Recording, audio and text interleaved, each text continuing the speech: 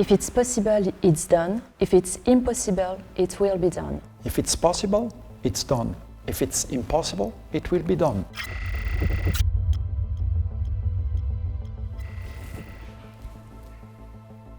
Every legend starts with someone who refuses to stop. Ulysse Nardin was that kind of watchmaker, turning a simple family workshop into a precision lab and seeing time as a challenge to master, not just a craft. And then came Paul-David, the son who turned that ambition into an obsession and transformed Ulysses' science into instrument for the open sea with his marine chronometers. This brand, our brand, was built by unstoppable spirit, and that story never stops. 30 years in heritage. You start to feel like you're speaking to the past every day, but Ulysse and Paul-David never feel old. Their ambition is still alive, still loud today. I grew up studying them. Ulysse the visionary, Paul-David the perfectionist. Two minds but only one mission: push horology somewhere it had never been before. Taking on this role feels like stepping on the deck of a ship that are still steering.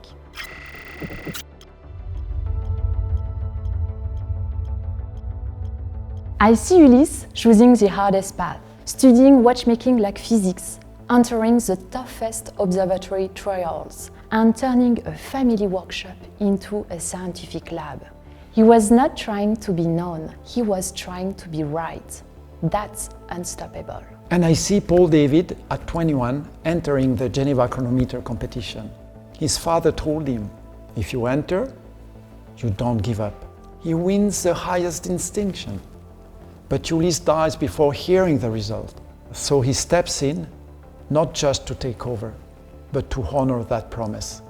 In the same year, he creates our first marine chronometer. He enters marine chronometry, a field where just 2 seconds of error could cost lives. He was not just making watches, he was giving sailors the time they needed to survive. Paul-David chooses that responsibility. Navies didn't trust newcomers, so he earned the trust of scientists first, his Trojan horse. Once science validates him, navies follow. That's unstoppable.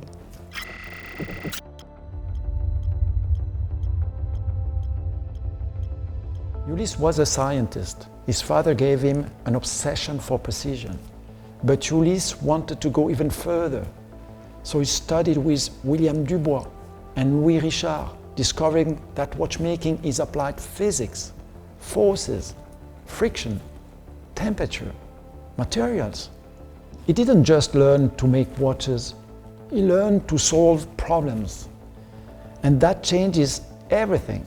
In 1860, he invests in an astronomical regulator, something no small workshop had. He brings an observatory instrument into his family home and turns it into a testing lab. And when the fire breaks out, it's the first thing he saves. That tells you who he was. And Paul-David was the accelerator, restless, rigorous, and deeply responsible. He believed real precision requires full control. So he built up Switzerland's first and only integrated marine chronometer manufacturer. So this means in-house caliber, dozens of patents, a technical office, a regulation department, and thousands of observatory certifications. He proved precision again and again until no one could ignore it.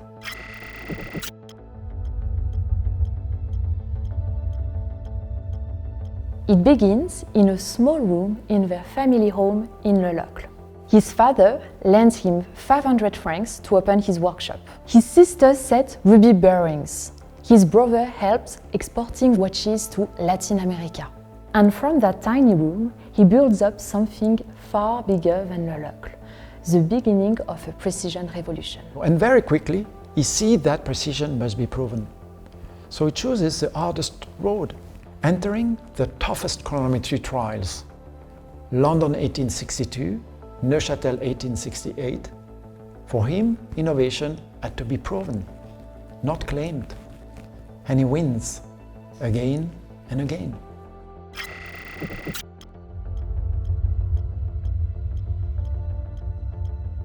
Whenever I open the archives boxes, original drawings, letters, logbooks, I feel like I'm speaking with them across time.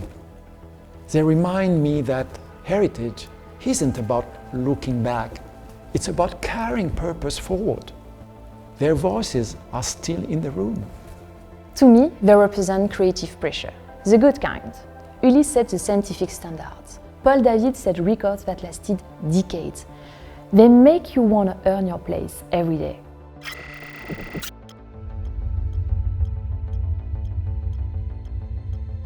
By treating heritage as momentum, not memory, we are not here to freeze the past, we are here to translate its energy. And the questions they asked in 1846 are the ones we still ask today.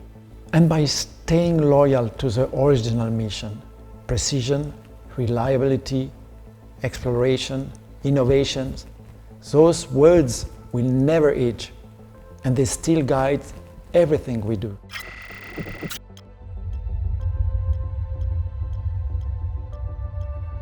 The museum, for sure. There are so many stories to discover, so many pieces that tells you a lot about Ulysse and Paul-David's stories. And if I had the opportunity, I would just lock myself in the museum for 1 year and just dive into archives, dive into stories, and just pop up 1 year later to tell all those unstoppable stories.